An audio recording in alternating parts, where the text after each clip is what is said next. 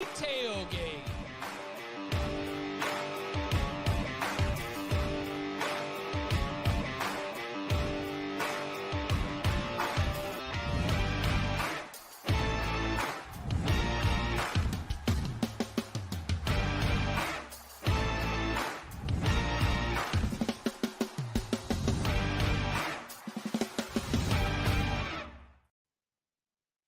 And welcome back to the Cover 3 podcast here on CBS Sports. That's Tom Fornelli. That's Bud Elliott. I'm Chip Patterson coming to you live at youtube.com/cover3 and everywhere you get your podcasts on demand.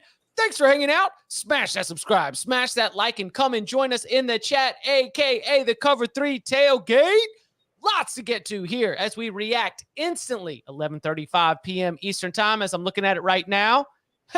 Hey, Arizona Wildcats with a 7-0 lead right now on UCLA. That's what I've got, but really my attention's on you all, gentlemen, because we have so much to break down. It was a loaded day across college football. Of course, we will be getting to Mike Gundy, Oklahoma State, a resounding rivalry win against Oklahoma and the fallout from that. Texas holds off Kansas State in overtime, and the Big 12 title race gets a little bit clearer, but I want to begin, of course, on shout out Cover 3 Film Room. The conclusion of the SEC on CBS doubleheader, the conclusion of the CBS college football tripleheader, that would be Alabama's win against LSU in Tuscaloosa. Now, we'll be getting to, rankings impact for both of these teams later on in tomorrow's top 25 today. But, Tom, I'll throw this to you first. Jalen Milroe has truly a historic performance. The 4 rushing touchdowns, just awesome. What impressed you the most out of Alabama's win here against the Tigers? Well, it certainly wasn't the defense, Chip. Yeah. I think more than anything, like Jalen Milroe obviously had an incredible game. He threw for 219. He rushed for 155, had the 4 touchdowns. And I think we saw too, it really opened up the rest of their run game. Like he had the majority of the yards, but Jace McClellan ran the ball well. Roy Dale Williams ran the ball well. This was like a tennis match, and it was whoever broke serve first was going to win. And you had the Jaden Daniels interception, which was tipped and allowed Alabama to go up 2 scores. And then Jaden Daniels, of course, gets knocked out of the game. And at that point, it was a wrap at that point. Like you thought maybe they'd be able to come back with Jaden in there, but once he was gone, the game felt over. I know I moved it to a secondary screen and moved Washington USC to the primary, but it was a really fun and entertaining game. And it really just kind of went how I expected it to. I thought Alabama was going to win, and I thought there were going to be a lot of points because I had trust in Alabama to be able to get more stops than I did LSU. And that's really how it played out. Honestly, I thought Bama was the more physical team. When Bama was moving the ball on offense, it looked easier. It felt like LSU was making exceptional plays. And this played out basically how I expected the game to play out. LSU took 4 corners in the transfer portal. That tells me you think your corners suck. LSU played its defense to protect its corners. Bama really didn't hit very many of those deep shots down the field. Right. But every time CBS would show the zoomed out view, and you can see in the L22, they're playing off. They're trying to light box Alabama. They're trying to really just, minimal personnel up front to protect that secondary. That's why I bet Alabama in this game. I was like, there's no way that these LSU freshman corners are ready for this moment. And they weren't. And although the freshman corners weren't exposed like crazy, I think that what really was exposed was how LSU had to play its defense to protect them, right? Like, and they did get exposed a couple times in some of the run fit stuff. The way Bama blocked it up, they really forced some of those young guys to be in the fit and actually be the guy that's got to tackle a really dynamic athlete in Jalen Milroe.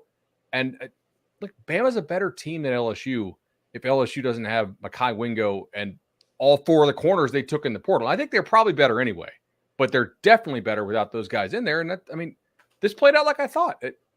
Bama was going to make LSU earn everything on offense. They contested routes. Neighbors had a couple key drops like we talked about in big game breakdown, right?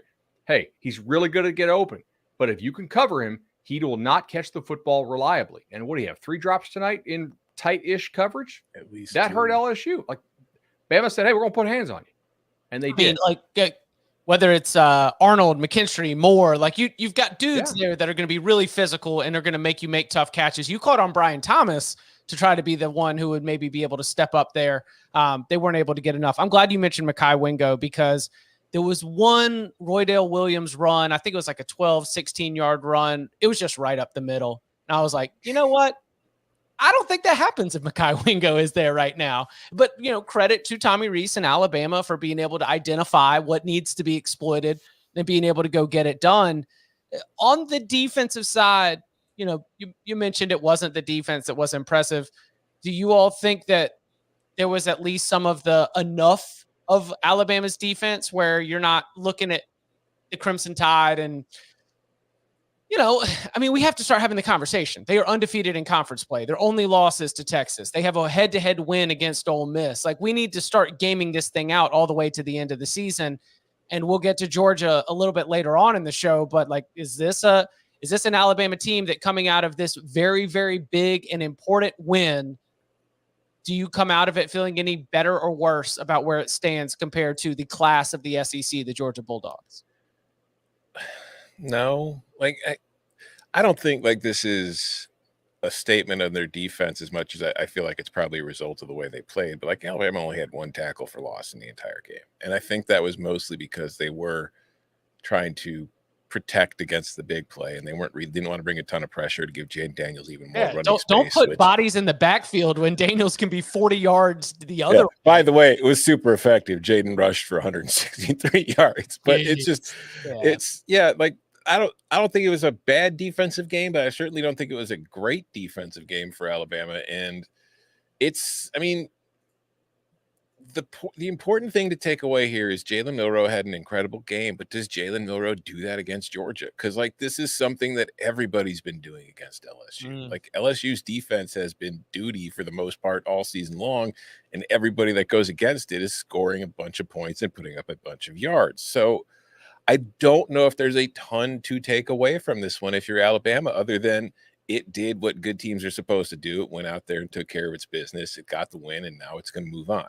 I still think, even though we'll talk about it later, I'm sure, and that Georgia didn't look incredible today, I still think Georgia's a better team. I'm not upgrading Alabama at all after this win. Mm-hmm. Right? We've seen teams do this. Florida State was 45-17 on the opening weekend, right? That's basically what the score was tonight, plus another score. They basically played the same game. I think LSU is a really good team. I think Bama's a better team, especially with the guys LSU had out. What did Bama do tonight that translates against Georgia? Halftime adjustments. That's sure. So I have not been able to actually break it down as you all know, every single rinse, repeat, multitasking a lot during the second half of this late window. But the fact that you are able to limit, and Jaden Daniels is knocked out again for the final, 4 minutes of that game, last possession and a half, I guess, for the Tigers. You got to take that into consideration. But I kind of think that when you are in a track meet, when you are in a tennis match, if you hold your opponent to just one score in the second half, then you've done enough. You've come up with the plays that you need to do to be able to take a high scoring back and forth affair. I mean, they did not finish the first half well. They whatever adjustments were made. And again, I haven't broken down to understand schematically what they might've been. It sure seems like it worked out in the second half. To further your question, you did ask, does it change your opinion about where Alabama is in the SEC compared to Georgia? And if I had not watched the Georgia-Missouri game, I might just be a flat no. But maybe there are some things, and we'll get to it, that you could do against Georgia, right? There are some weaknesses there. Georgia's not probably on the level that it was the last 2 years. I think it's still either the best or second best team in the country. But if Georgia played a C- game in the SEC championship and Bama played its A game, could Bama win? I think they could. I don't think Georgia is so historically dominant that it is just a 100% foregone conclusion. There's a dumbed down everybody sucks Saturday take. I don't think that everybody sucks, but I do think that what we are witnessing that would lead you to that is just the shrinking of the gap. That the top teams just continue to look a little bit closer to the 10th best team. And that makes you feel like everybody sucks, even if the teams at the top are still very, very good at what they do, because, whether it is Georgia getting caught close, whether it is Oklahoma getting knocked off, you've got Florida State gets a little bit of a slow start. Ohio State has its hands full with Rutgers. Like it just kind of felt like all these teams that we were looking at to just go and just put hands on people and just got caught in a bunch of fist fights, which is cool. I mean, it's college football in November. More fun that way. yeah, without a doubt. So it wasn't a total everybody sucks Saturday. Leading into the game, I was wondering if Alabama blew out LSU, I was like, we're going to come out of this day saying the only team that's good in college football is the Alabama Crimson Tide. But that defense, as you mentioned, lit up a little bit by Jaden Daniels. Anything else from this game? We got a lot to get to, so I feel like we don't need to linger. But it is the game that just finished like 30 minutes ago. Daniels Heisman is over, I assume. Yes. That's why I wrote the story for Friday. Yeah. Hey, isn't this a cool storyline? I'm like, yeah, let's write it right now. Does he still get started in New York? Maybe. Yeah, I think he still has an outside shot to win it if he keeps playing extremely well and like Penix and Washington lose a game and Michigan loses a game. Like I think he's still got a shot, but it's not a great one. I think they're going to be playing a lot of games in front of our friend Cole Kublik, right? Because it's Florida and A&M left on the schedule. I think is there an FCS or like a lower level too? I think maybe. You say Florida, A&M, and then they should have because they've already played Grambling. Oh, okay. No, there's got to be somebody else then. No, they played. Didn't they just play Army a couple weeks ago? I think that was their typical.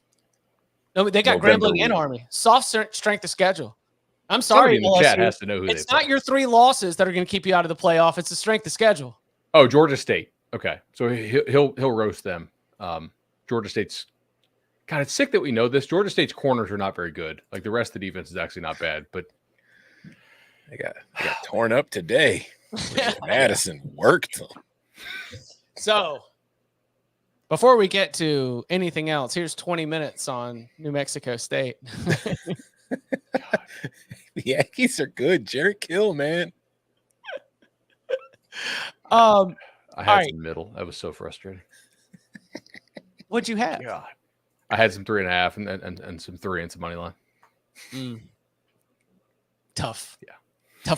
Tough scene for Aggie's letting you down. tough scene for Bud Elliott. All right, let's go dealer's choice here. Apologies to Jordan that you got to keep track because initially I'd said USC Washington. By the way, final score Washington 52, USC 42. Do you want to go to Bedlam? Sure. It feels more significant to me because at the time when I was first putting the rundown together, USC looks like it might have won, right? USC knocks off Washington. That's a top 5 win. Washington beats USC. Caleb Williams is crying. The defense stinks. Like I kind of feel like we're playing the hits at that point. So Oklahoma State, we take them for real. You got like, have you guys just sort of checked out? You put in PTO so you can go and buy your island with your Oklahoma State Big 12 title ticket. I mean, you see the shirt, right? Let's go. I mean, this is a phenomenal fall for Oklahoma. From in the wake of Red River, we're like, man, if they released the college football playoff rankings tomorrow, the Oklahoma Sooners have the best win in the country. They beat a Texas team that beat Alabama and this, that, and the other. And now all of a sudden you go from narrowly beating UCF. They had a 2-point conversion play to tie that didn't work.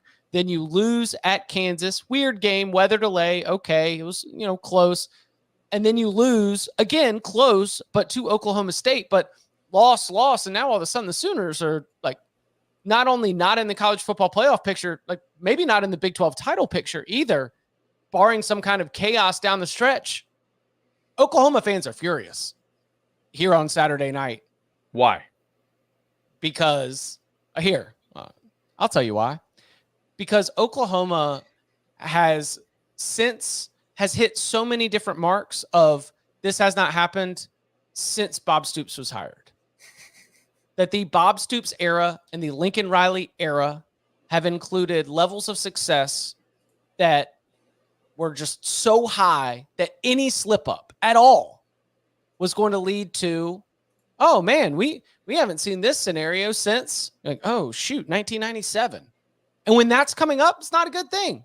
That's why Oklahoma fans are mad, because they lost to Oklahoma State, their rival, and because it knocked them from the Big 12 title race, and because now they're going to be sitting here on the outside looking in when 3 weeks ago or a month ago, they felt like they were going to be in the college football playoff. That's why they're going to be mad.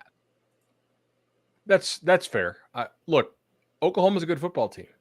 They're not a team that would have any hope of winning a playoff game if they got in, I don't think. Although you're probably going to tell me that Texas has a pretty good chance to make the playoff, and they did beat Texas on a neutral field. I think Oklahoma's a good team, and Oklahoma State is a pretty solid team, right? Like, do I think Oklahoma's better than Oklahoma State on neutral? A little bit, but congrats to Oklahoma State for coming out and getting this win. I thought they were pretty physical. They never quit. Oklahoma got some serious stops in short yardage multiple times in that game. It's like, oh, Oklahoma's got it now. Oklahoma's even going to cover, and they didn't, right? But Oklahoma just, you can't fumble the ball 4 times like that. That's kind of what it is. All right. Well, look, you just gave some great marks. How about Brent Venables now has almost as many losses as Lincoln Riley did. 55-10 was Lincoln Riley's record at Oklahoma. 13-9 is Brent Venables' record at Oklahoma. Lincoln almost has as many losses at USC as he did at Oklahoma. I just this game was, first of all, I think Oklahoma is just excessively ordinary on the road compared to when they're at home. That's been a common theme for them all year. When they leave Norman, they're even in the Texas game at the neutral site. They played well at the end and they won the game, but it was a closer game. This one is just, to me, this is a rivalry. This was Bedlam. It was crazy. It was an insane ending. There was, there's enough controversies that Oklahoma could feel like they were robbed. But it was just, the turnovers are what ended up killing them in the end. I don't think they really got outplayed as much as they made too many mistakes, and they paid the price for it. And they lost, and now, it's probably cost them a chance to win the Big 12, and it's got Oklahoma State sitting very pretty, and it's just going to give Oklahoma State fans this was the last one for a while, and we have that on you. So no matter what happens when you go to the SEC, we beat you the last time we played you. So this was, to me, just a very fun rivalry game. I don't know that I have a huge takeaway from it. I think one of the takeaways is Oklahoma State really understands what it is and just keeps doing it. And if what it is good enough to win on that day, awesome. But they seem to kind of play within themselves, and there's no quitting that team. They're going to have a lot of the tiebreakers now because, guys, Kansas beat Iowa State tonight. Right. Oklahoma State has a tiebreaker over Kansas. They have Kansas a tiebreaker over Kansas State. They have a tiebreaker over West Virginia, and Oklahoma. They have a tiebreaker over Oklahoma. They needed Iowa State to lose, and Iowa State did lose. So if you look at, have you guys peeped at who's running on this schedule? Because we may have a lot of orange. Where's the Big 12 championship game this year? Dallas. Yeah. Jerry World. We may have a whole lot of orange here, guys. They play at UCF. It's all the newcomers. Now, look, UCF will probably be favored. But no. Okay. No. You think? All right. First drink bet. Next time we all meet up. All right, sure. Yeah. That's fine. Whether I win or lose, I'll buy the first drink. I don't care. All right. And then at Houston and BYU. Right. Yeah. So if they can take care of UCF. And the BYU is in Stillwater, not Provo, because I swear you mentioned playing within themselves. Oklahoma State is not good to overcome horrible performance in bad conditions. Mm-hmm. Right. But if they take care of business, they're going. And we are going to hedge the hell out of that Big 12 championship game. Okay, yeah. yes, we are. That is true. Speaking of, coming up on the other side, we will start to discuss what we saw in that Big 12 title race impacted game, Texas's overtime win against Kansas State, plus Georgia, Missouri, Ohio State, Rutgers, and more. Next. On the next NFL Monday QB, we mark the halfway point of the season with historic rivals battling it out in the NFC East and the top of the AFC throwing down in Arrowhead. Go under center on the only NFL show all about quarterbacks. Monday on CBS Sports Network. Back here on the Cover 3 podcast. And, I do think that when we are talking on October 4th or 3rd or whatever the first weekend of October is going to be, we are doing a lot of like, what is this team? But when we're talking about November, it is about the ramifications and the fallout. And sometimes you are, but what does Bud always like to say? There's 12 versions of a team. But like what you are in some of these games end up having way more significance than what you are earlier in the season based on what's happened and based on what it means. Texas was not the best version of Texas against Kansas State. Damn, it was good enough. It was like just good enough to be able to get one huge win, which given everything else that has happened, Oklahoma taking its second conference loss, now all of a sudden you have that inroad right there to be able to make it to the Big 12 championship game, to potentially win the Big 12 championship and be a one-loss team, compete for the college football playoff. Tom, how'd it happen? What was the most important thing for the Longhorns in this victory? They ended up scoring more points in overtime. Which would be 3. This was a crazy, wild game. Texas just started turning the ball over like insane. And like, we talked about this during the week. I don't know whether it was Wednesday or Thursday, but in this game last year, Texas jumped off to the big lead. Kansas State adjusted in the second half and came back. Very similar thing in this game where Texas looked like it was in control in the first half.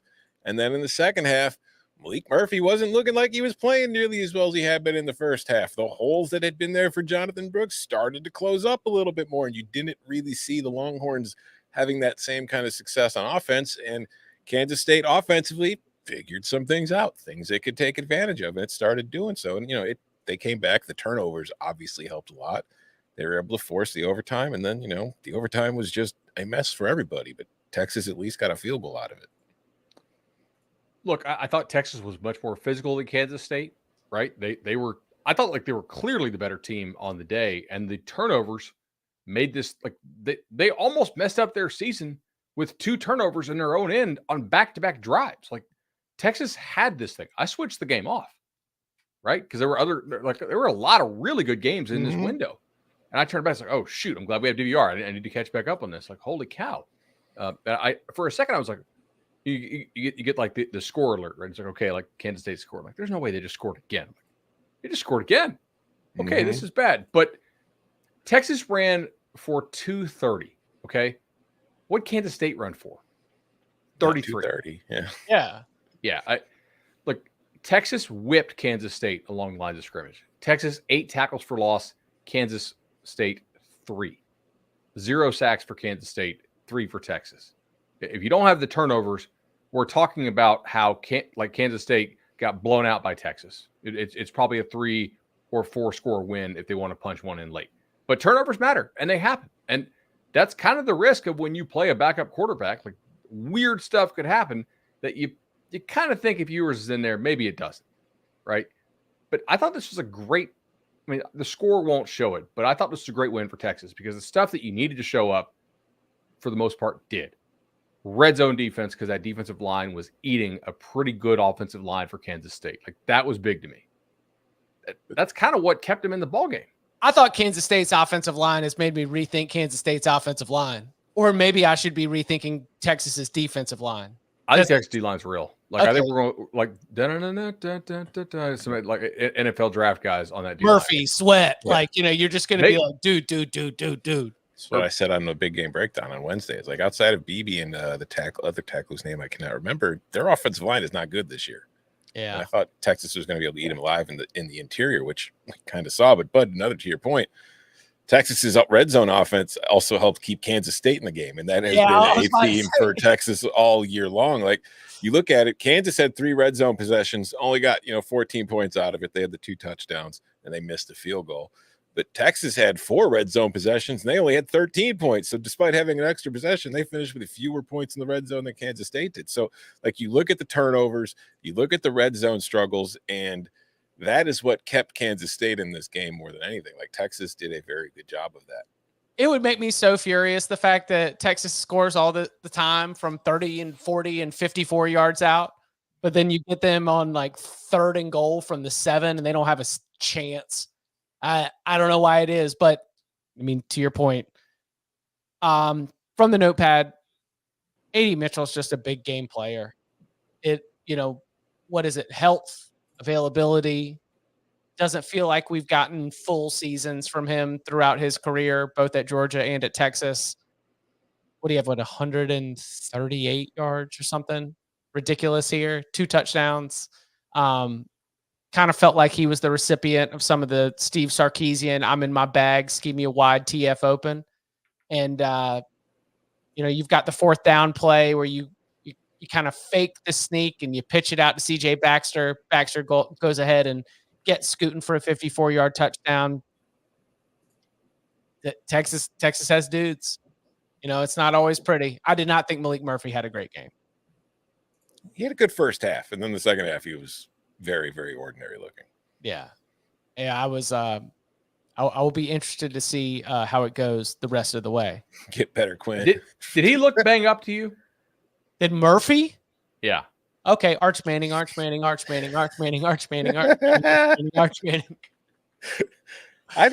know.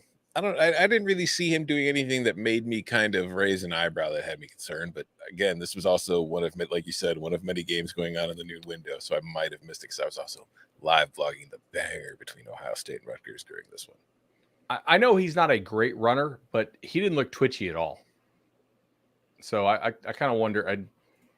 Sark mentioned in the postgame how many guys they had who were gutting it out, who were really banged up. They lost their right tackle during the game.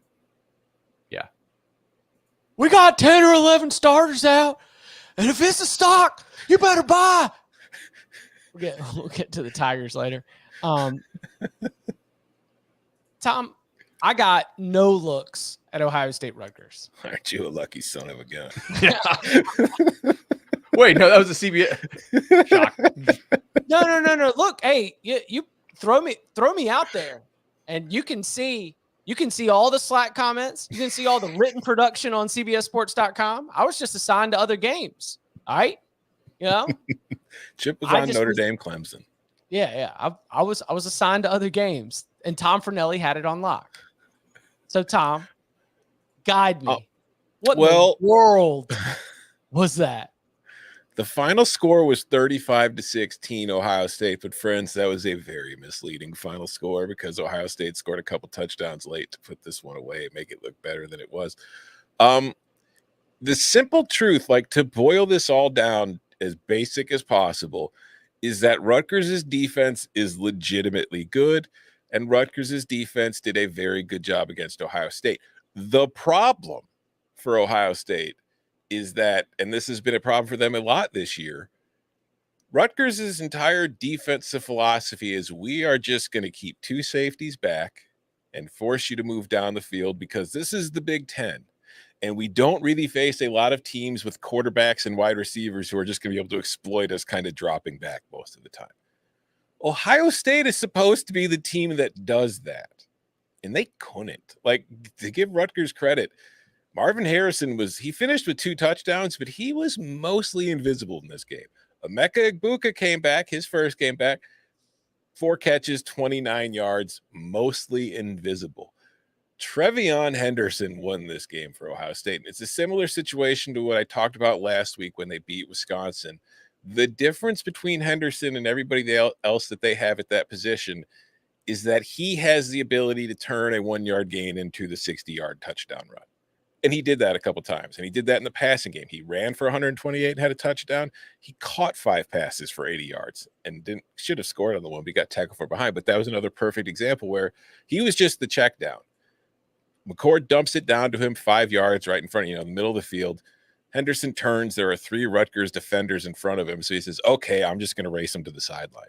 And he beats all of them there, turns upfield and runs and picks up 65 yards. his ability to do that is the game changer and kind of the key that unlocks this offense for them. And it worked for them today. The other problem is it only worked because Rutgers has no offense to speak of.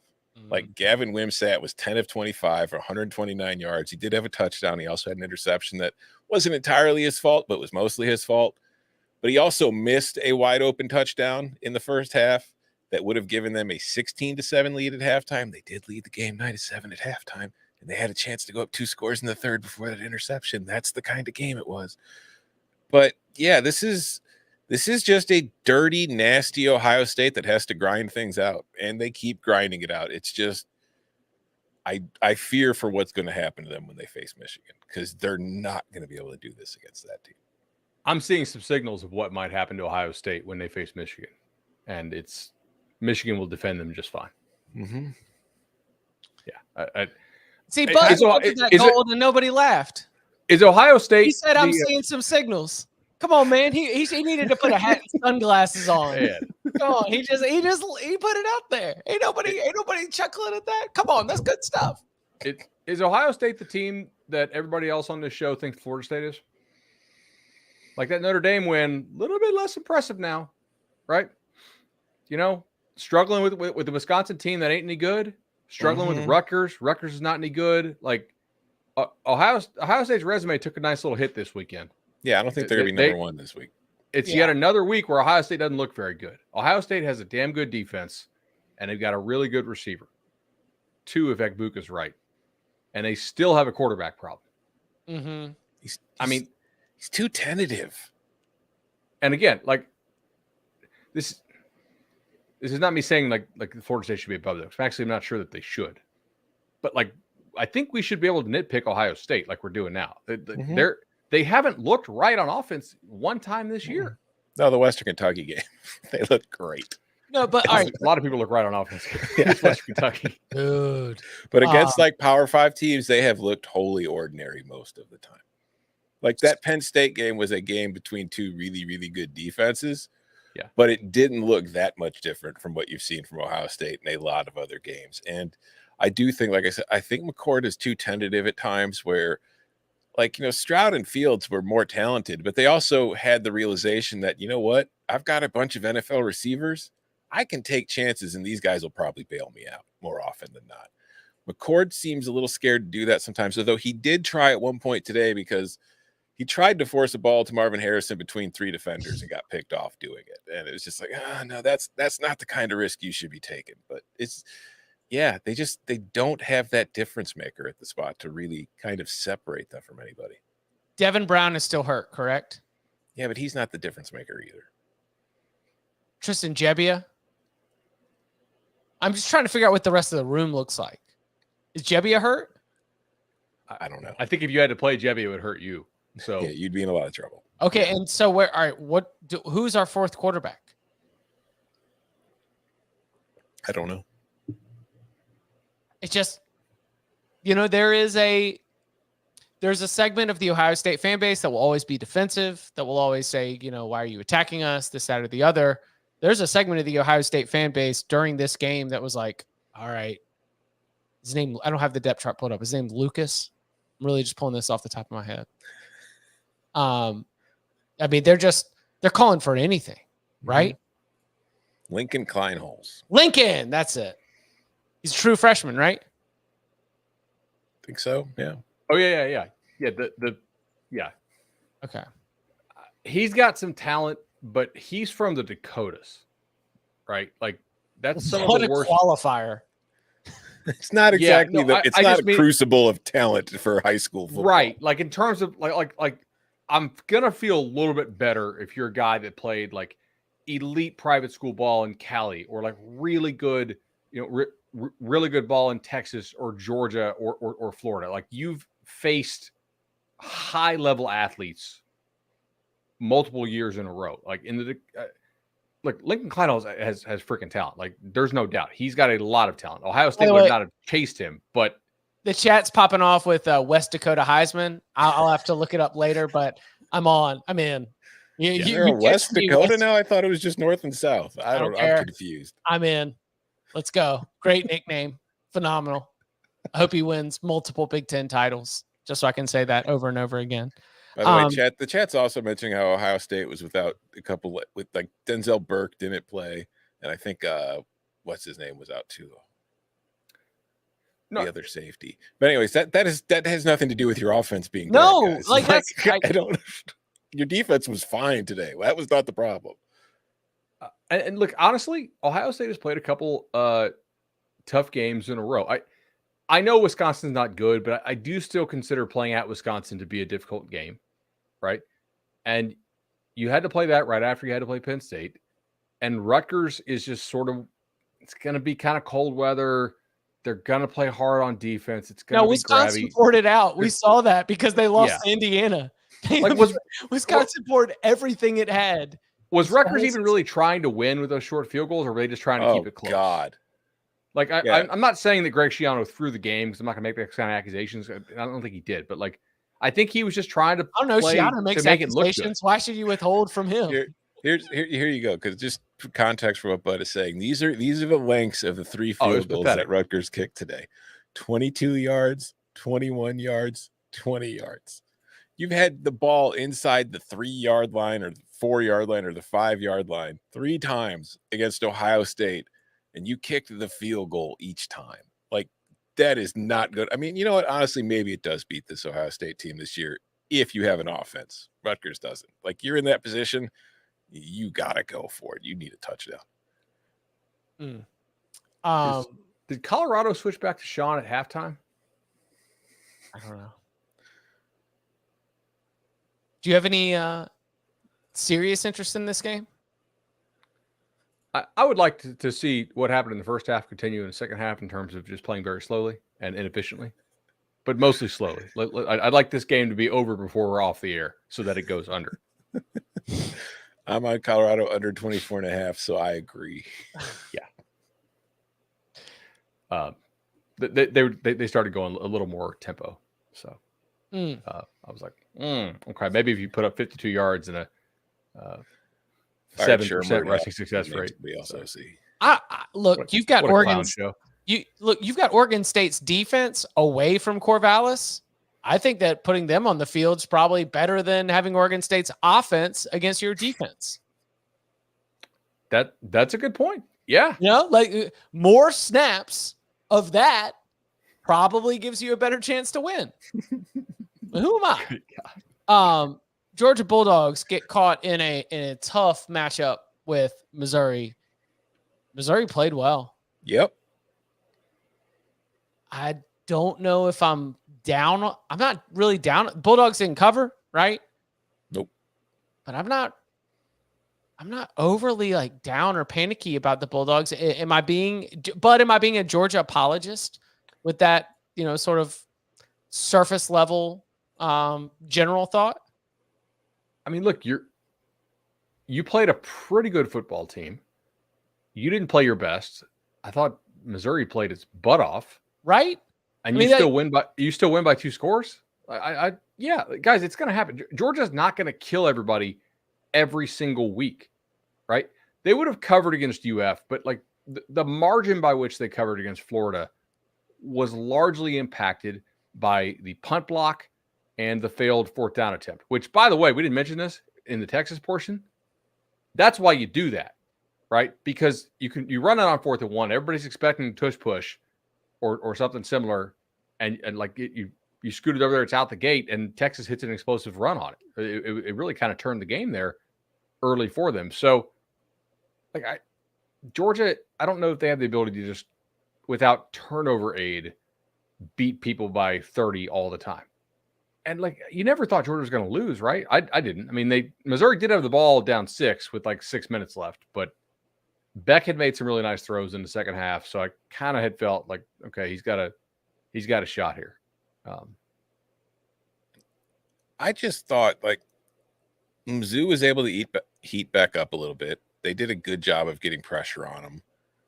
He struggled with it at times, but he also made some good throws, and Georgia did finish with 30 points. But I think the bigger takeaway for me here, and the reason I'm not that concerned about Georgia, is like Mizzou had 21 points. It was close, But Burden had that 39-yard touchdown and then really didn't do anything else. Like, He so got the hurt, second, right? yeah, but like they still kind of shut him down.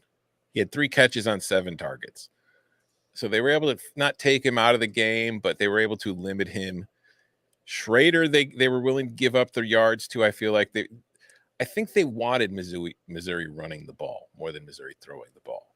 And they were willing to eat some Schrader yards as long as it kind of, didn't result in big plays and long touchdowns and making this a track meet. And I think that's kind of what they got. Like, it was close. I thought Mizzou played well. I thought Georgia played well. And I just thought Georgia was a better team. So it ended up winning by 9 points.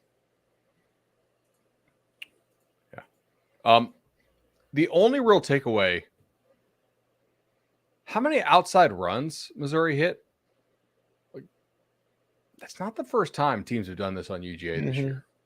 We've talked about this on the show a little bit. Like, Georgia's D-line is not what it has been the last 2 years. I think the team that has the people that Georgia had the past 2 years plays in Ann Arbor, right?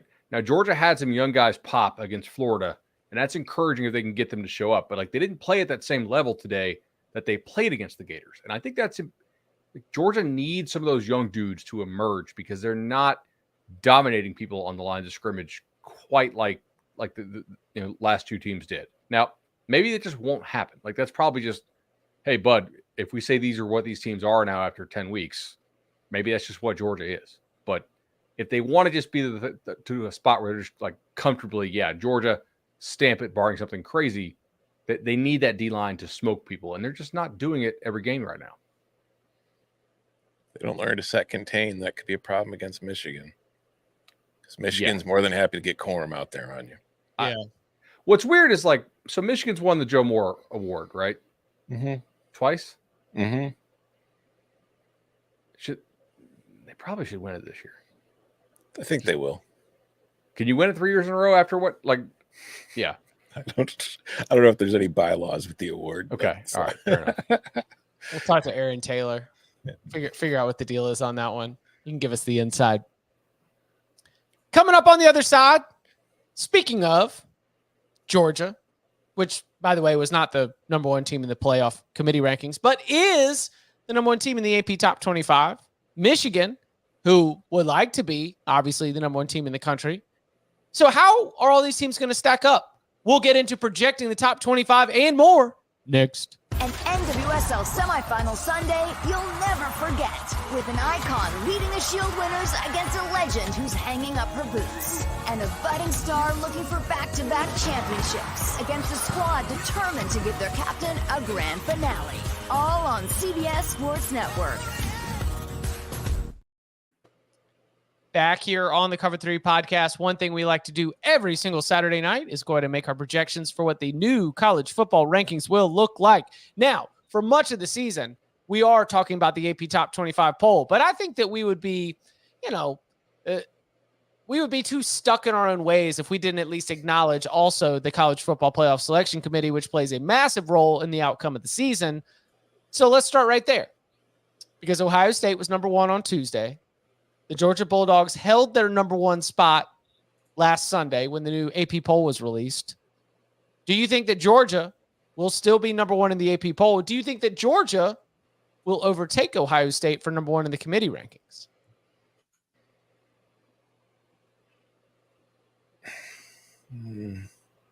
Maybe. Like, I think if Georgia wins today's game by 20, they're 100% going to be ranked number 1. What channel is Georgia playing on next week? Oh, come on now. Come on. Not sure. Let me check real quick. They're playing Ole Miss next week, right? Mm-hmm. No, come on. Ole Miss will be in the top 4 this week, though.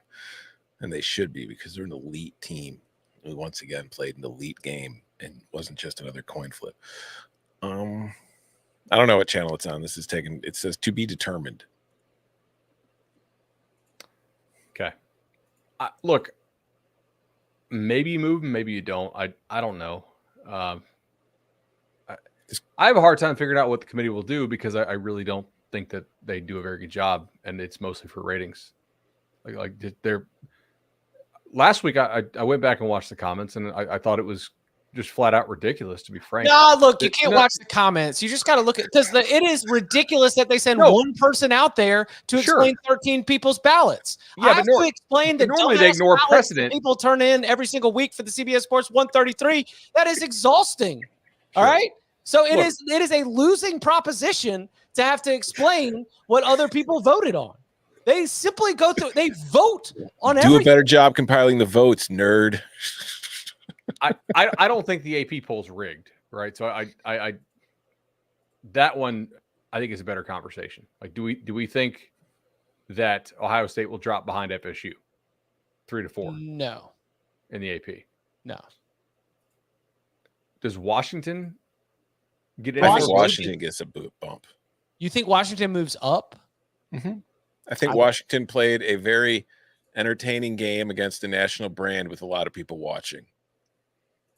If we're talking AP poll, I think that matters. Even AP poll, I think that Florida State's edge on Washington was significant enough in last week's balloting that there's not going to be any changes. Florida State, like, okay, you were down 7-0, but here's another example of Florida State outplaying the opponent in the second half. Like, they're finishing better than their opponent, with the exception of Boston College, pretty consistently. Yeah, and I think we've also learned the value of some of these flu games. I mean, if Oklahoma really had flu against Kansas, like Washington clearly had flu against Arizona State, right? It seems to matter, right? Mm-hmm.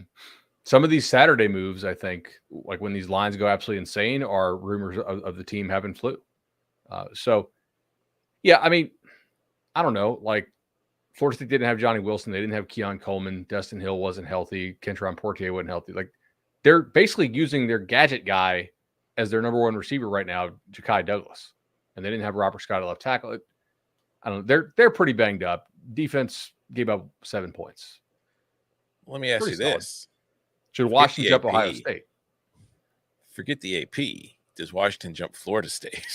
Because Washington now has wins over Oregon and USC, whereas Florida State's win over LSU takes a hit tonight with LSU losing, and their second best win is Duke. So does the committee, considering they put Ohio State at number 1, not on the strength of how they've played, but just on the strength of wins against Notre Dame and Penn State, do they now do the same thing with Washington? Well, they could, but they're not really consistent week to week. So, yeah, like maybe Florida State falls to 5. Maybe Florida State jumps to Ohio State because Ohio State looked like crap against a Rutgers team. I don't know. I don't know what they'll do. See, the problem that the committee faces is that all the top 5 teams won. Oh, USC won't be a ranked win anymore, right? Mm-hmm, probably not. I don't know. At home. I saw the stat, like, since they started doing the college football playoff, every year, except for 2, I think, after the initial rankings, one of the top 4 teams loses. And now it's 3 times because all the top 5 teams won this week. So I don't know how they're going to generate interest in the rankings on Tuesday. They're going to have to move some people around. I think it's Ohio State. Ohio State 1 still? No, I think that Georgia, which was 2, moves up over Ohio State for the 1 because Missouri will not fall out of the rankings. So it's 1 more. I mean, every single game that is left until they get to Georgia Tech. So I guess it's just Missouri, Ole Miss, Tennessee. Those are just opportunities for the Bulldogs to cement their status as the number 1 team heading into the final year of the 4-team playoff. And I expect that Georgia, which again, like on tomorrow's top 25 today, I am just projecting the AP poll, but my projection, I got to run the Chipalytics later, but like for sure, my hunch is that with that extra quality win, you're going to be looking at Georgia taking over the number 1 spot. Wouldn't surprise me. Again, they're going to move people around. It'll all play itself out. That's not the purpose. That's not the purpose of the segment, bud. I know. Now Georgia has a ranked win, so they could say, now that the resume combined with the eye test tell us that Georgia's the best team in the country. Right. Yeah. I mean, it's literally just checking boxes. Mm-hmm. Like, and there was no box that you could check for Georgia because you were talking about Florida and Kentucky, and neither one of those teams were in the committee's top 25. And the committee tells us that when they view top 25, they view their own rankings. Now they have their own rankings. But how do you view your own ranking when you're using your ranking to put together your ranking? If your ranking's not complete yet. That's why the first one's messy. That's why the first one's messy. But I'm saying, like, if you're saying it's a top 25 win, like, have you settled on 24 yet? Like, I mean, that's what I'm saying. When you're looking at Georgia's resume, have you finished your rankings to this point? No, I can tell you, and this is the honest truth. They look at, like, when they meet for this week, they will use the ones they released on Tuesday. And that is how they count the top 25 wins. All right. And when they meet the next week, they'll do the ones they release this next Tuesday. So they use old rankings. Yeah, because. Yeah. Well, why don't they use the week 3 rankings, Chip?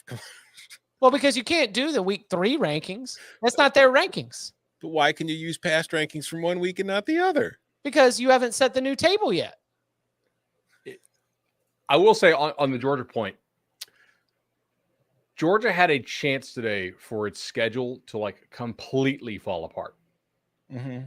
Florida, Arkansas, Tennessee, Jacksonville State, Ole Miss, A&M. Like that game looked like a coin flip to me, right? A&M is going to be what, a 6-6 team, and Ole Miss just keeps luckboxing their way to a one-loss record. Yeah, exactly. But South Carolina did pull it out. That was incredible. By like just the third downs that Jack State converted were pretty wild. Now Florida chokes it away against Arkansas. It's probably a game you can't lose, I think, if you're Napier, but who knows? Ole Miss winning is big for UGA because the committee will reference that as a top 10 win when Georgia smokes Ole Miss. Oklahoma State, top 15 team. If Ole Miss can be a top 10 team, Oklahoma State can damn sure be a top 15 team. If you're ranking teams for who they are right now, yeah. If you still consider the South Alabama loss, no. But I'm not. I would rank them based on who they are now, yes. The committee does. So they say they care more about wins than losses. I think in terms of digging a team extra for who you lost to, that is usually true. They do just, for the most part, do an ordinal ranking based on, we're going to group everybody with 0 losses here, and then we're going to rank them like within that 0 loss tier. And then the next one will be the teams with 1 loss, and then we'll rank those and 2. So like they really don't consider anybody with 1 loss over somebody with 0 now, regardless of strength or weakness of resume. So, yeah. Tennessee or Oklahoma State, who's got a better position? Oklahoma State's got a better resume. Yeah, like Tennessee beat up on UConn today. If you move up for that, then what are we doing here? No, but they're going to be placed next to each other. That's the problem. Is in the AP poll, Oklahoma State was not ranked last week. There's not. They are crashing the poll with wins over Oklahoma, Kansas, and Kansas State. They are jumping everyone in line. They are fast passing their ass into the top 15. And the question is, their company will be Utah, Tennessee, UCLA. I mean, well, it depends on what happens in the desert, but like that is their company that we're dealing with.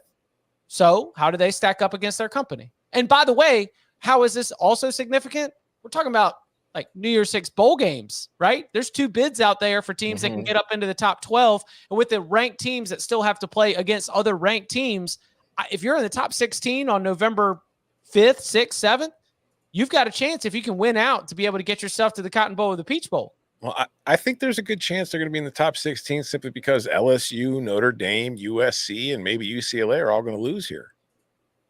So that's 4 spots right now you're jumping, whether you pass anybody in front of you that didn't lose or not. So. Did you just see this play? No. Which one? So Oregon State was going for 2 to go up 22-3 to get up 18. And DJ mishandled the snap. It was high, and Colorado returned for a 2-point conversion. So it's now 20-5. Great score. Yeah, score-gami. Great score. It's better than 22-3. Coming up on the other side, and a whole lot of bangers we still got to get to from a loaded Week 10 Saturday. A lot of topics we still need to unpack as well, including what are our Sunday plans? And do they involve having to get together? We'll get into that and more next. There is Wake up to football highlights and news from around the world with the one and only Morning Footy team. Rise and shine, football fans. Welcome to Morning Footy. Start your all-day football craze with Morning Footy, part of the all-new Golazo Network. Back here on the Cover 3 podcast, and I ask, do you think that Jimbo Fisher is going to get fired? Tomorrow? Nine straight road losses. Can't beat a ranked team away from home. Obviously, 9 straight road losses. That includes road losses against unranked teams as well, and those sting even worse. You had a potential game-tying field goal. Like, look, Texas A&M offensively, like Bobby Petrino is going to be sitting there in the coaches meeting saying, I did my job. Oh, God.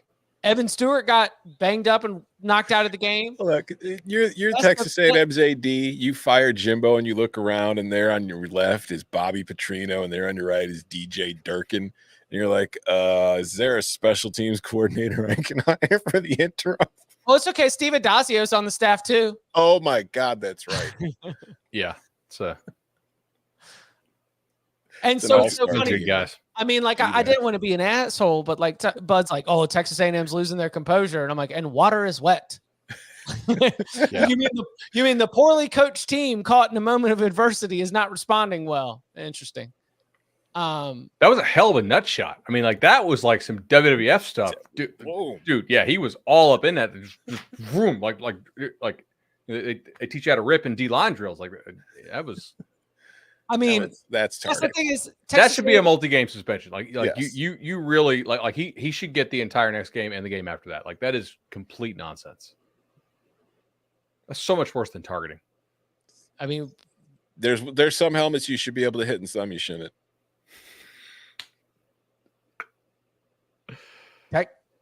Texas A&M, like what's the finish here? Look, the thing is, you have to pay Jimbo all this money, whether he's your coach or not. Right? His buyout's only going down to $60 million next year. What is that more palatable? I've heard the "What are you waiting for?" That's kind of what I'm saying. Yeah, like. Do you think he's going to get it turned around? Do we think next year is going to be some special year with this recruiting class? Do we really think these kids are going to still believe in him and his coaching? I don't. I bet you they're going to start tuning them out. The Texas A&M Aggies are currently 5-4, remaining schedule: Mississippi State, yeah, Abilene Christian, them. Yeah, and then they finish the year at LSU. Like you're 7 and you could win the final 3, but 7-5 if we were to project it. Yeah, most likely I would say 7-5. We said before the season that might get him fired. I mean, it should. You're not paying him all that money to go 7-5. You're not paying him 75 to go 7-5. See what I did there? Yeah, I got it. Got it. Yeah. Great work, Tom. Catch him when I'm putting down. Yeah. Because Texas A&M played well enough to win that game and didn't. I mean, that's like this is what I'm talking about significance, right? These are the thin margins that we're talking about. That game goes to overtime. Texas A&M might win it. Ole Miss won't get no stops. But did you see the quote from Jackson Dart at the press conference after the game? Yes. It was great. He was asked about, like Texas A&M players on social media talking crap during the week, whatever. And he just gave the whatever standard kind of, quarterback answer. And then at the end, he goes, I guess they just weren't getting enough attention for all their losses. it's good stuff. It's awesome. All right. So, all right. Well, I'll keep this one loaded. Y'all, where do y'all want to go? Well, I really think we should keep podcasting until Colorado breaks 100 yards. And they've gone backwards in the last 2 drives. So like this could be here all night, but I drank some late coffee. So I'm pretty juiced tonight. All right. Were you impressed that Kansas went on the road and didn't just have the hangover thing going on? So I thought that was a really nice win for them. Well, I did not see the second half because it looked like they had done the come out, in Ames, give it to them early to be able to take control of the game. I did not see Iowa State's charge back into the contest. I saw the highlight of the 80-yard touchdown that was able to sort of put them away for good, but I don't have a full 60-minute analysis on the Jayhawks. There was a Devin Neal touchdown at the goal line where they did a pin and pull on the left, and the ceiling of the edge and the blocking was just erotic. It was just a beautiful, beautiful play. Like Devin Neal was able to just kind of walk to the corner of the end zone because they just put a wall up there. It was gorgeous. And that's my takeaway from that game. Louisville was down Jamari Thrash.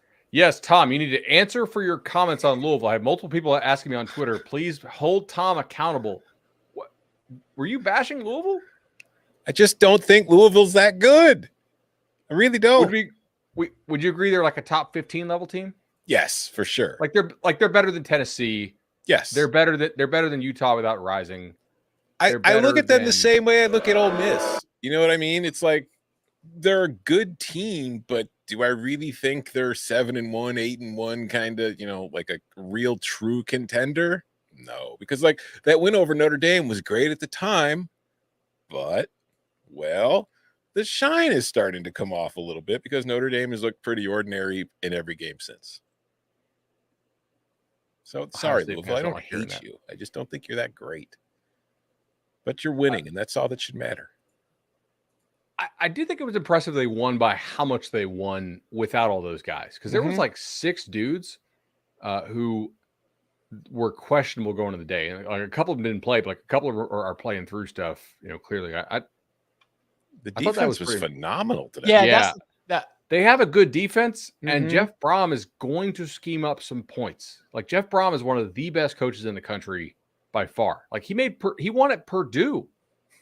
You can't win at Purdue. Like Jeff Brom is like on game day. How many coaches would you really rather have than Jeff Brom? Like just when it comes to coaching on game day, and like game planning and stuff. Not many. Not a ton. I mean, like he's easily a top 10 coach on game day. Say 15 at worst. Been on the Brom train for a while. I'd say, yeah, I could see top 10, but I would say no worse than 15 for sure. Have they been to the ACC championship before? The answer is no. No. They haven't been in the ACC they lock it that up? long. Wait, with Miami's lost. They didn't lock it up? I don't think so. Florida State clinched its spot in the ACC championship game. I don't know if Louisville did officially just yet. Because Louisville still has, 3 conference games left or 2? 2. So they if they lost out, yeah. Oh, but okay, they get Virginia, which who knows? We'll see. Yep. Who knows? Who knows? Can we? All right. Is it time now? Stock time? Stock time. Okay, sure. Okay. What'd you think? Clemson's back, baby. The heart. I'll tell you what. The heart of this team. And look, I'm not making fun of him because their pets' heads are falling off. They got nobody left on this offense. Like, even during the game, you see Briningstool get like a helmet to the side and he goes down. You see Sage Ennis get knocked up and have to leave. And you're just thinking, oh my goodness. Like Bo Collins even gets a hard hit. Because look, Notre Dame's got nothing but 22 and 23-year-olds out there hitting violently on the defensive side of the football. And as all these Clemson players are leaving, I'm thinking, man, and you're down your starting guard, and the whole offensive line is just a grab bag. And they pieced, duct taped. Was it Tom was talking about Utah, and I think Clemson is giving me Utah vibes. The way that they like game planned and play called it was a little bit more like Iowa. And here's why it's like Iowa. Because for five consecutive possessions, Notre Dame started with the football off a punt inside their own 15 and did not get past the 30-yard line, in which case they punted it back to Clemson. And as you would assume by the way that goes, Clemson just punted it right back. So from the middle of the third quarter until about the 3-minute mark of the fourth quarter, all they did was punt it back and forth to each other. But the leverage of field position was entirely tilted against Notre Dame.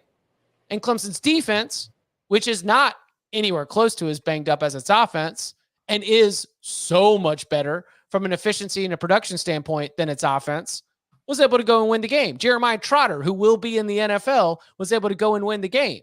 11 tackles, 2.5 sacks, pick 6 in the first half. Like, it was an Iowa-esque way to win a football game, and they were able to go do it. Clemson needed it. They needed a win like this because I'll tell you what, beating North Carolina, beating Georgia Tech, or even beating your rival South Carolina would not have provided the spark of optimism in terms of the overall picture of what's going on here. But the fact that you were able to take, Bud Elliott's words, that absolute mash unit of a squad and go beat a solid, experienced Notre Dame team, that's that little spark of optimism right there. Do you think – oh, go ahead. You go.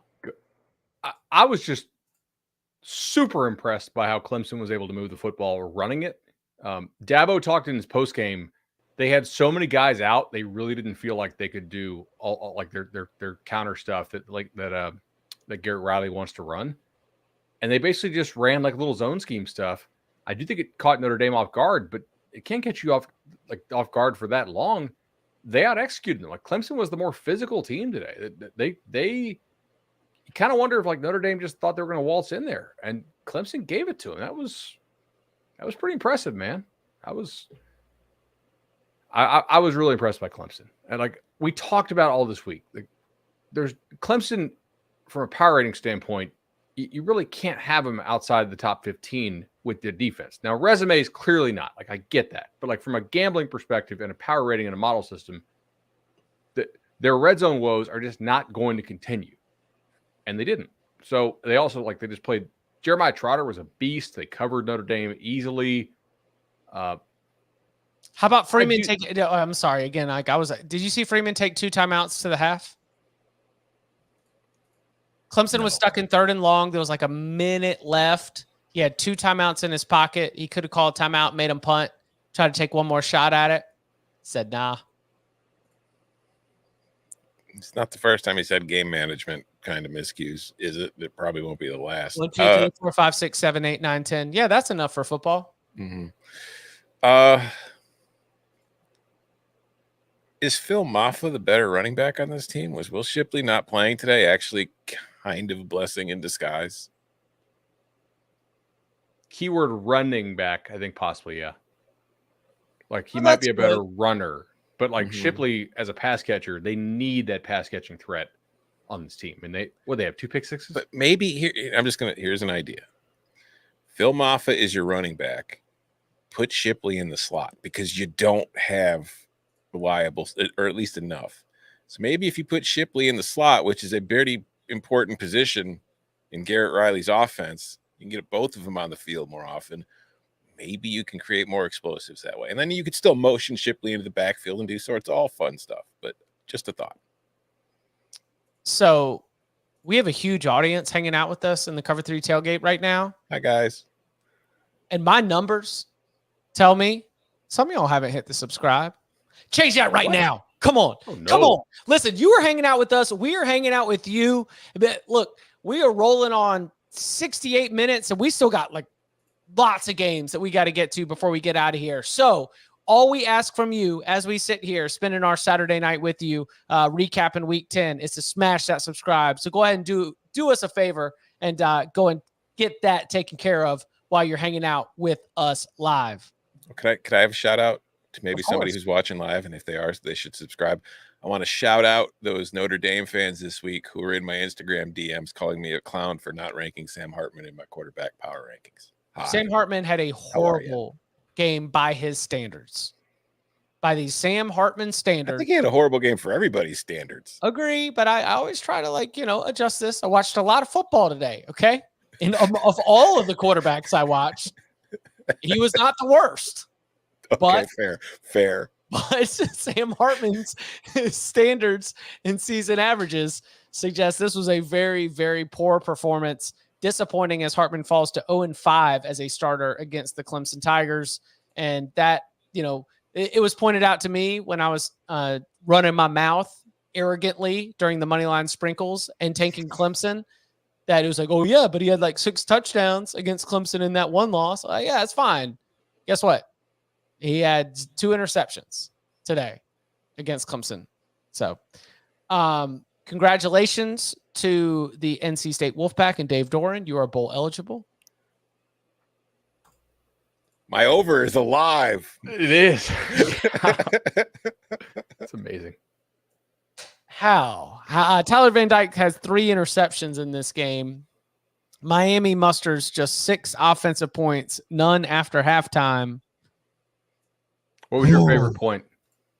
What was my favorite point for Miami? That might be square. I like the 4th. You mean the moment that the ball went through the goalposts on the second field goal? Yeah. It was a third of the way through. Hey, listen, dude, bud, they made this. Don't spit that evil going into the rivalry game next week. Oh no! Look, Miami could totally beat FSU. Yeah, but I mean, I don't know if Van Dyke looks right. No, actually, I do know he does not look right. Yeah, no, that's like Miami's defense played well today. Like North Carolina State finished with 231 yards, and Miami never really had a chance to win this game. And it's like the 4 turnovers, like there were the 3 interceptions. It was just Miami either. It is the weirdest team. I don't know if weird is the right word. It's the most predictable team. It's either going to win and not look as good as it should, or it's going to look terrible and lose. I got no eyes on Houston Baylor. Dave Aranda hopes nobody else did either. Well, I mean, so I'll tell you what I saw the game-winning conversion in the highlight package during a halftime show, but haven't gotten a chance to go back and watch it. And you know what that game-winning, what the highlight show showed? It's how happy Dane Holgerson looked. And remember I talked on the Instant Reaction show about the look in his eyes after the Hail Mary? Mm-hmm. That guy is riding a heater at the blackjack table right now. He's throwing it all in. Come on, why not? Right? It's a good win for them. Yeah, it's bad news for Baylor. It's bad news for Dave Aranda. It was great for my Houston +4. I didn't see. I only saw the overtime. Like I was tracking the box score because I had the Houston lock, and then felt very comfortable. And then Baylor, I think, converted like a 4th and 22 in the final drive of the game to keep it alive, and got a touchdown to tie it and force overtime. And I thought I was going to lose my block because of it, but yeah, Dana did the smart thing. He went for 2. Shout out to Bo Nix. You said, all right, which was your favorite of the 6 Miami points? Which was your favorite of the 6 Bo Nix touchdowns? And Oregon got off to a terrible start in this game. Yeah, when they hit the gas on you, it's different. I mean, that's one of those interesting, I guess, like now we pushed off Washington, USC. It was very good to see Michael Penix look like Michael Penix again. You know, we said, I wonder if Penix is right. Bud's guy, Jalen Polk, got a touchdown. You know, Roma Dunze was just like shedding people left and right. Dylan Johnson, the running back who has stepped in. Remember, Washington lost its primary running back. Was it before the season or early in the season? Maybe after a game or late fall camp. Dylan Johnson has emerged as a real game changer at the running back position, and he had an awesome game for the Huskies. Washington and Oregon right now, I would take Oregon in Las Vegas.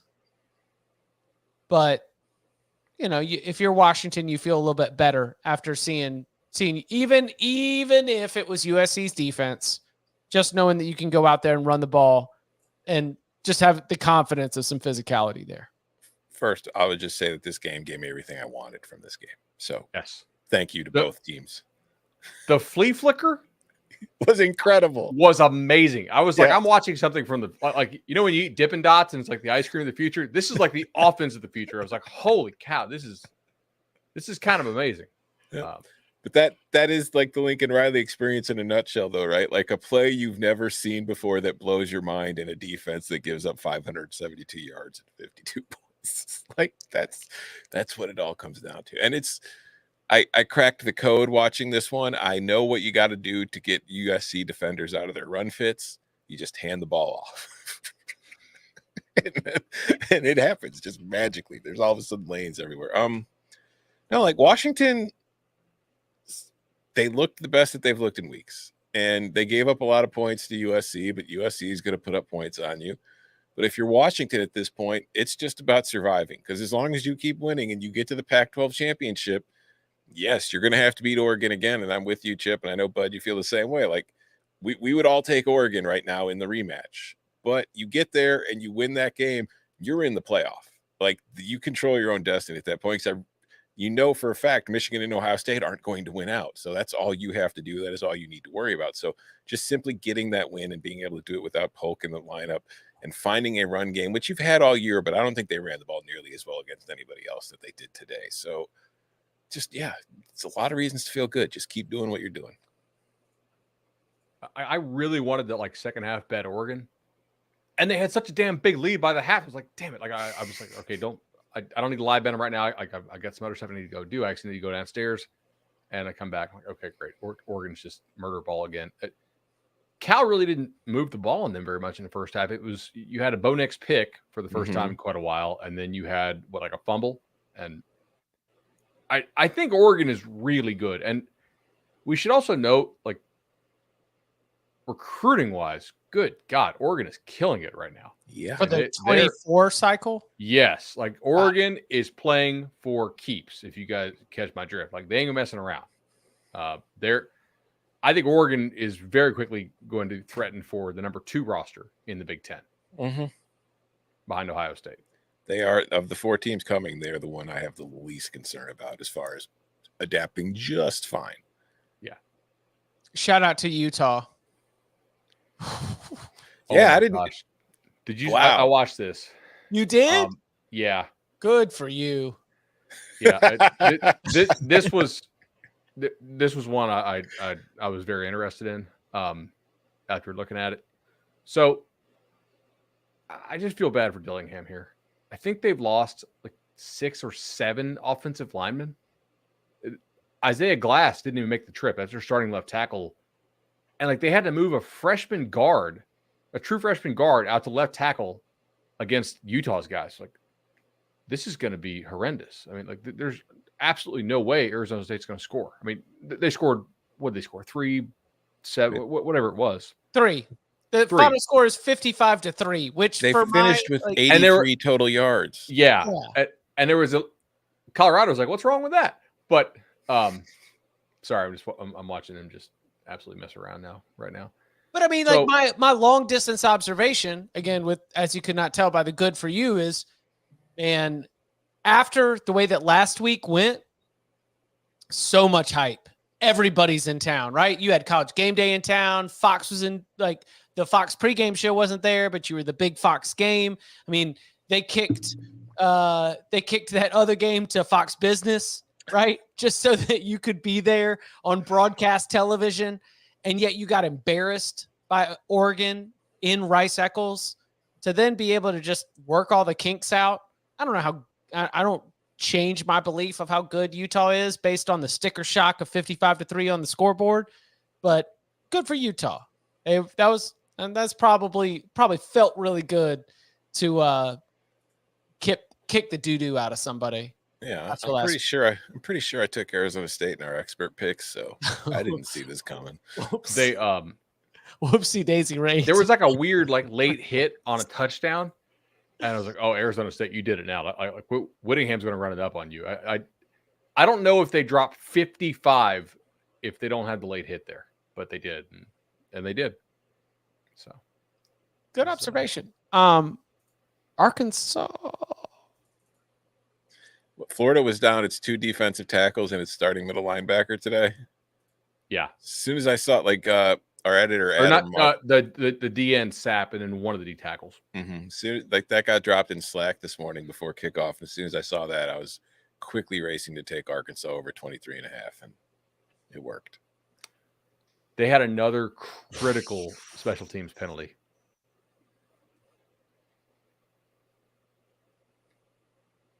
I don't know. I mean, Florida's not going to a bowl. We know that for sure now.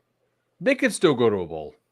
Like there's three games in which they won't be massive dogs.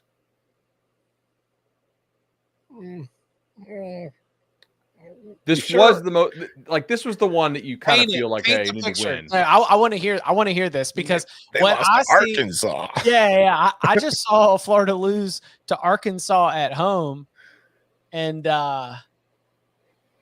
okay. I mean, I thought Rocket Sanders was had his eyes elsewhere, but he showed up for a buck in Gainesville. I don't think anybody they play is so invincible that Florida couldn't beat them. Like, Florida's not a good team, but they're not horrendous, right? Yeah, but see, the fact that they're not good is why I don't think they're going to do what they have to do to get to a bowl game.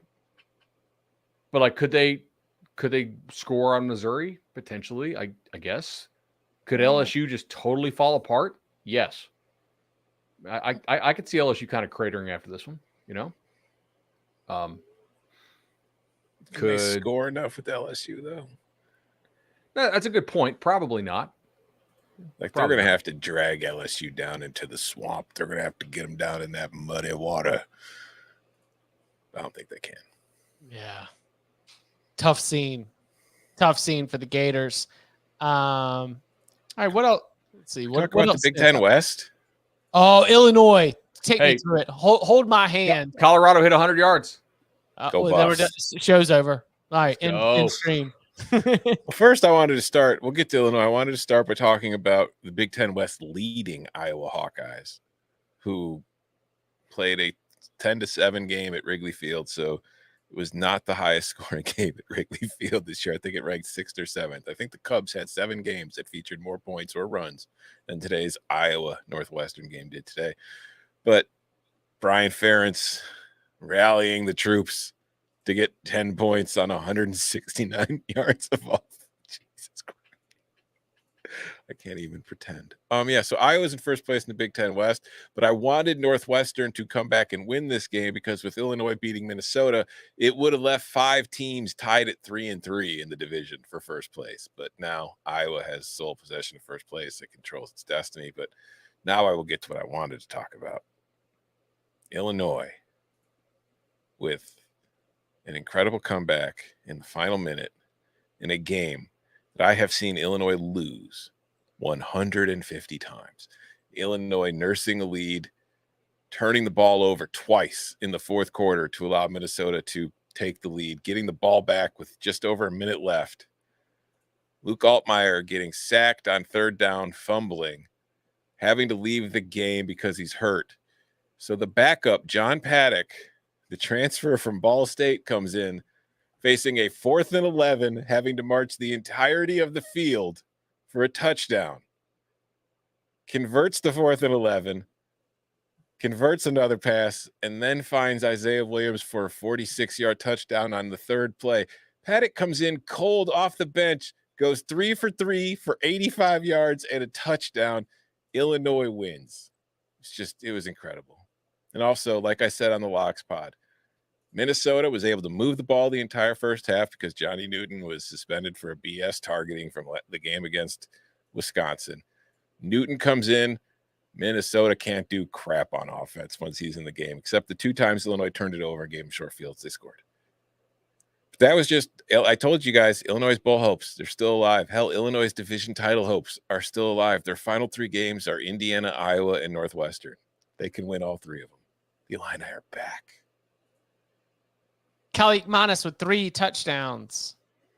Good for but him. Also 167 yards passing on. He needed 4. Smart decision. If you get pulled off into the game and you are the Illinois quarterback, just look for number 1, Isaiah Williams. And Isaiah he fumbled like in the fourth quarter too, which really kind of led to Minnesota's touchdown to give him the lead. So he went from like heartbreak to, the penthouse catching that. He finished with 13 catches, 131 yards, 2 touchdowns. Just, yeah, it felt good. All right, while we're in the Big Ten corner, far less competitive games. Penn State absolutely tanked Maryland. I think Maryland's done. Yeah. Take the check. Take the No. This is different. No, because take the check, take the losses. Is Maryland going 7-5 overall, right? Mm-hmm. I don't know if Maryland's going to win another game. Yeah, they got palindrome today. Like Penn State scored 27 points in the fourth quarter. And Penn State also, like Utah, needed to just take out some. Yeah. Mm-hmm. Penn State, defensively, they held. Here you go. Maryland finished with negative 49 yards rushing. Now, 47 of those negative yards were on Talia sacks. So if you take those out, Maryland had negative 2 yards rushing on 8 carries. Final remaining schedule at Nebraska, Michigan home at Rutgers. They could beat Nebraska. Nebraska lost to Michigan State. If you lose to the Spartans, you can lose to anybody. It's true. I didn't see that one. That is an amazing result. I had that on my quad box. If you can't score any points, like it's not just if you can lose to Michigan State. Like if you can't score any points, you can lose to anybody. Nebraska doesn't have an offense. Yeah, they don't have a John Paddock. Michigan 41, Purdue 13, setting aside the pain of Michigan team total over 41.5. Oh. Setting that to the side with an unbiased analysis. What do we make? This seem routine? It's time to bring up this stat once again. It is now, technically it's November 5th. It is week 10. Michigan is 9-0, and Michigan's defense is yet to be in a 1st and goal situation. Nobody has managed a first down inside the 10-yard line. You could point out all the stolen signs you want. This team it's ridiculous. They dominate everybody they've played. It's not even a contest. It's mostly just Michigan having fun beating up on some little kid. Handshake snub? Chat saying? Well, I wouldn't be surprised with Walter saying what he said during the week. I want to point something out, by the way, because we've talked about this. There's been a lot of quotes, anonymous quotes from Big Ten coaches about, what they think the Big Ten should do and blah, blah, blah. 2 coaches have gone on record. Ryan Walters and Matt Rule. What do they have in common? They lost? No, they're both in their first year. Oh. There's a reason the other coaches don't want to be on record saying it. They've been around for a while. They've been playing the game. The first-year coaches are like, yeah, we don't want this is bad. Just pointing that out. See, the thing is, it's about the health and safety. If it's going to be like recruiting or whatever, that's one thing. But if it's within the 60 minutes of the game, come on.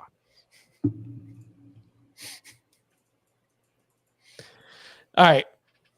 Anything, and remember, as always, disclaimer, clearly there have been moments where any of the 3 of us have discussed what we did or didn't get to see. That's why we have Mondays upon further review, to be able to dig in deeper on the stuff we didn't get a chance to watch on a very busy and chaotic Saturday. Anything else that you want to mention before we get out of here? One final thing. I didn't watch a minute of it. I just saw the score, and I've stared at the box score. Memphis 59, South Florida 50.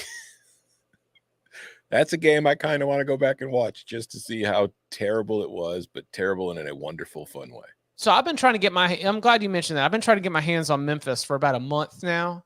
And I think the play is overs or the Memphis opponent team total over. I think that they can't stop anybody. But because Seth Hennigan and the offense can still score, especially against action type opponents, which in general don't have high quality defense, they just get caught in these kind of games where the likes of like whether it's a North Texas, or whoever, like you're going to be able to go out there and score points. So that's my new read. I mean, like you said, Tom, they caught CUSA. All right. Mm-hmm. Memphis is looking real CUSA right now. Then protect your borders. Oh, Hennigan didn't play today? No, he did. He played. Threw for 4 touchdowns. All right. Yeah. Byron Brown threw for 5 touchdowns. He did get hurt late. What the hell happened with Army and Air Force? Oh, man. 5 turnovers. Did you guys get eyes on it? Let's yeah. see.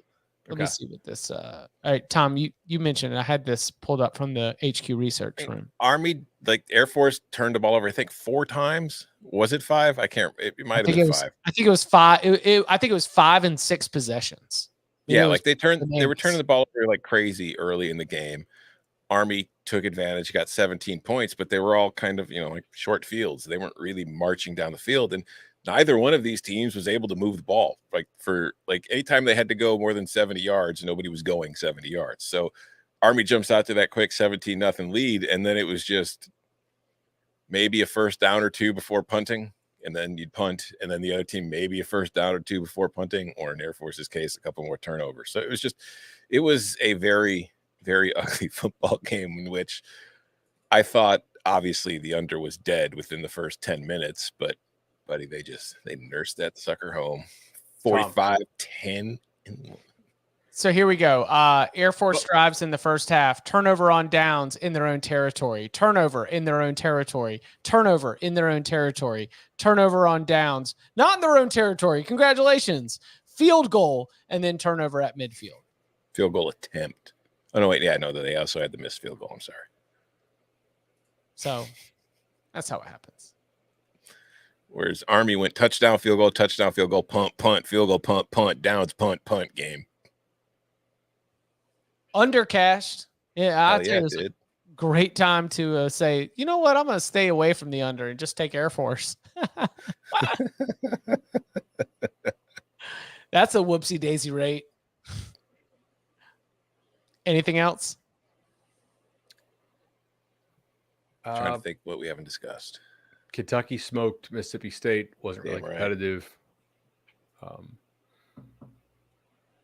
Sam Houston UAB got FAU.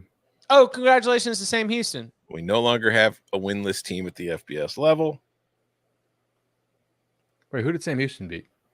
They beat Kennesaw State. So. Oh, sorry. Okay, yeah. Shouts to Boston College and Troy. Troy, I believe, 1 game away from being a Sun Belt lock now, to play for it. BC's going bowling. If Troy has any honor, they will demand the opportunity to play James Madison in the title game. I think Troy probably would welcome a rematch, actually. I'm saying, yeah. Like they played with them pretty well. Do what's right, Trojans. Did Stanford get Washington State? You're damn right they did. That's plus 400 on the sprinkles for your boy. Washington State is done. Done. Yeah, they're done. I don't know if you saw the message board rumors around Pullman this week. I did not. Oh, I don't know if we should. And these are just rumors. Rumors. Jake Dickert to Michigan State. That is the word spreading around Pullman. How does Michigan State know? I don't know. But according to somebody who knows somebody on the team, the players think that Jake Dickert's taking the Michigan State job. Buddy, he interviewed and came back and told his players, like, yo, I crushed that. Michigan State's gonna hire Urban Meyer. Jake Dickert has to go back into his locker room after not getting the Michigan State job. Like, sorry guys, I'm back. Yeah. April Fools. Oh man. Look, we'll see. We'll see. A lot to play out. It's the month of November. Things get a little bit wacky, especially when it comes to the coaching carousel. We will be sure to keep you abreast of all of the latest. And you can follow him on Twitter at Tom Fornelli. You can follow him at Bud Elliott 3. You can follow me at Chip_Patterson. Gentlemen, thank you very much. Thank you.